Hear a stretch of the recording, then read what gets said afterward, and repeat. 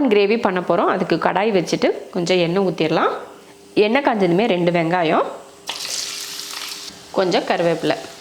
வெங்காயத்தை நல்லா வதக்கிடுவோம். வெங்காயம் இந்தளவுக்கு வதங்கினா போதும். இதில் நம்ம இஞ்சி பூண்டு பேஸ்ட் போட்டுக்கலாம். 1 ஸ்பூன் அளவுக்கு இஞ்சி பூண்டு பேஸ்ட்.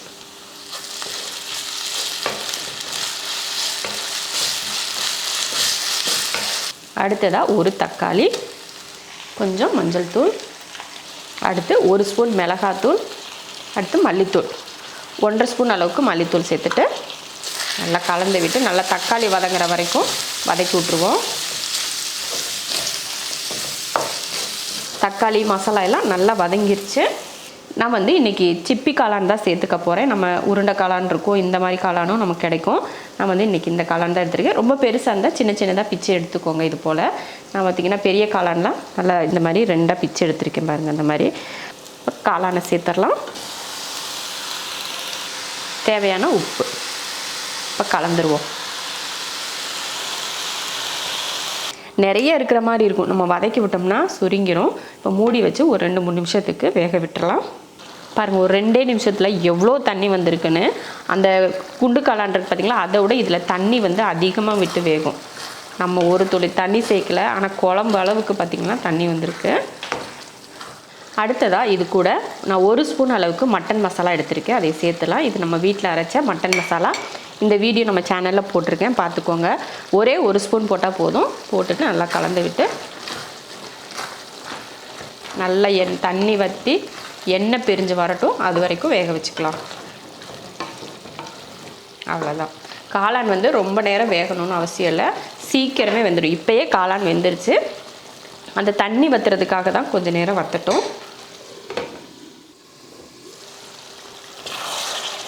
அவ்வளோதான் பாருங்க, அந்த தண்ணியெல்லாம் வற்றி ஒரு கிரேவி பக்குவத்துக்கு வந்துருச்சு. அவ்வளோதான், இப்போ இறக்கிடலாம். இதுக்கப்புறமும் இனி தண்ணி வற்றினா நம்ம சாதத்தில் பிசைஞ்சு சாப்பிட்றதுக்கு கொஞ்சம் இதாக இருக்கும். அதனால் இந்த அளவுக்கு போதும். இறக்க போகிறதுக்கு முன்னாடி கொஞ்சம் கருவேப்பிலையும் மல்லித்தலையும் தூவி கொஞ்சம் லைட்டாக கலந்து விட்டு இறக்கிக்கலாம்.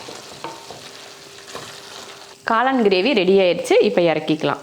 காளான் கிரேவி ஒரு பக்கம் சாப்பாடையும் வச்சாச்சு. இதுதான் காலையில் சகருக்கு நான் வந்து ரெடி பண்ணி வச்சுருக்கேன். அப்புறம் இன்றைக்கி நான் லூலு மால் போயிருந்தேன். அங்கே கொஞ்சம் பொருளெல்லாம் வாங்கிட்டு வந்தேன், பழங்கள், அப்புறம் இந்த மாதிரி பாத்திரம்லாம் எனக்கு கொஞ்சம் பிடிச்சது. காளானுமே நான் லூலு மாலில் தான் வாங்கினேன். ஒரு பாக்கெட் காளான், சிப்பி காளான் வந்து 49 ரூபா.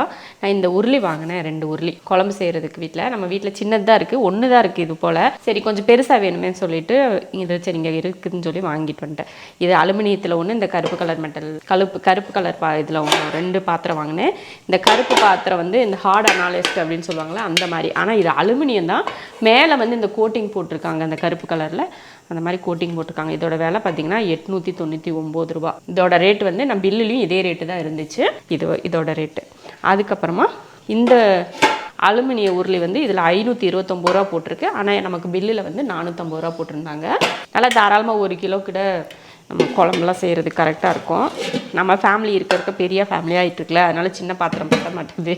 அதனால் பெருசு. அப்புறமா இந்த பாத்திரம் ஒன்று வாங்கினேன். இது வந்து கறி கழுவி போட, அப்புறமா அரிசியெல்லாம் வடிகட்டுறதுக்கெல்லாம் யூஸ் ஆகும்னு சொல்லிட்டு இது நம்ம வீட்டில் இல்லை.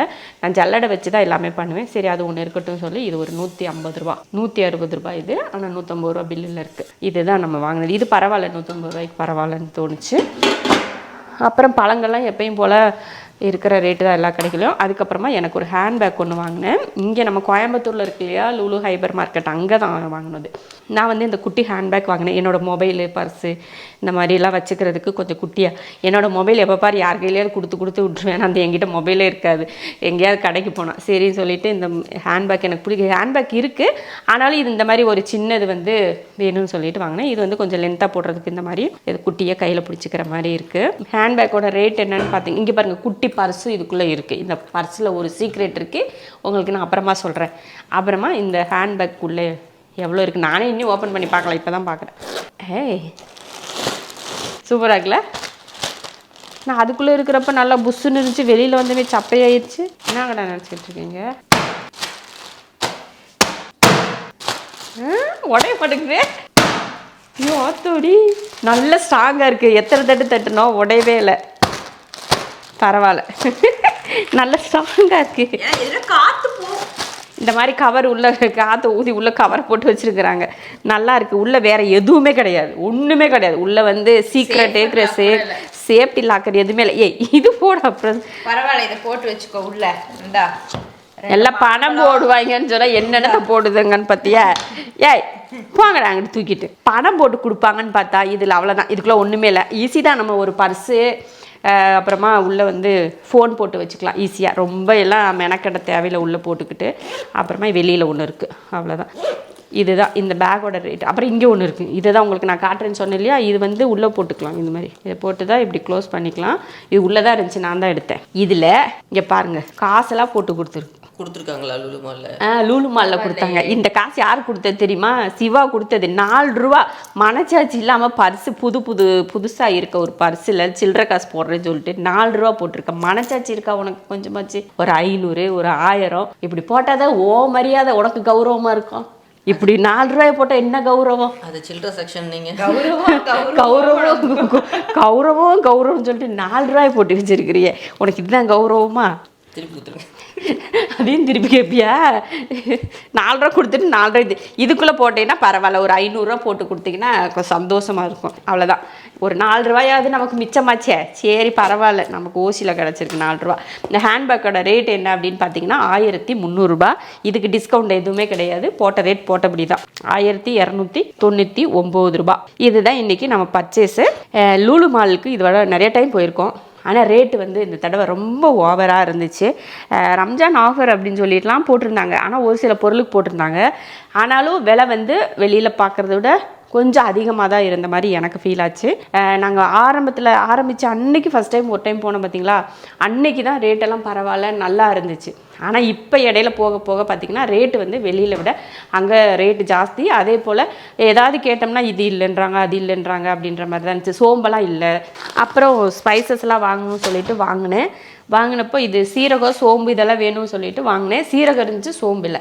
கிராம்பு ஏலக்காய் இருந்துச்சு, பட்டை இல்லை. இப்படி ஒவ்வொரு இடத்துலையும் ஒவ்வொன்று இருக்குது இல்லை அப்படின்ற மாதிரி தான் இருந்துச்சு. நான் அன்னைக்கு முதல் நாள் போன எக்ஸ்பீரியன்ஸ் வந்து அடுத்தடுத்து போகிறதுல வந்து அந்த அளவுக்கு இல்லை. அவ்வளோதான். இதுதான் நான் வாங்கினேன். இது வந்து இப்போ 152 ரூபா 100 கிராம். ஒரு கிலோ வந்து 1500 100 கிராம் வந்து 152 ரூபா. அப்புறம் இது வந்து சீரகம் 1/4 கிலோ பார்த்திங்கன்னா 187. 1/4 கிலோவா 268 கிராம் 187 ரூபான்னு வச்சுக்கோங்களேன். அப்புறம் ஏலக்காய் 216 ரூபா. 100 கிராம் கூட கிடையாது, 216 ரூபா. அது 100 கிராமுக்கு கம்மியாக 90 கிராம் தான் இருந்துச்சு. இதோட இந்த ஏலக்காயோட கிலோ ரேட் வந்து 2400. அப்புறம் மிளகு வந்து 229 ரூபா 25 காசு, 262 கிராம்.